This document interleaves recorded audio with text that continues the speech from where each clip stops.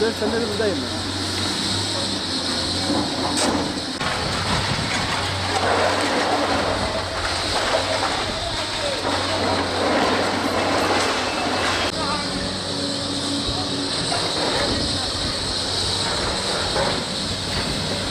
Esrarcılar gelir, sinerciler gelir. Burada takılırdılar.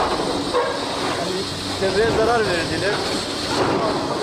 Gitti bu şekilde çevreye ve mahalleye bir faydası oldu. Çok teşekkür ediyorum. بنائی میں تب کم بونے امکان بعد اداره کو تب دایره دار سوال کم دلوق کم برید تب کی بونے امکان ممکن اب قاضي رو که بیرو که خراب ہے اب بنائی خراب بنا علی خلاص يعني والله هاي pislik değil içeri. Ama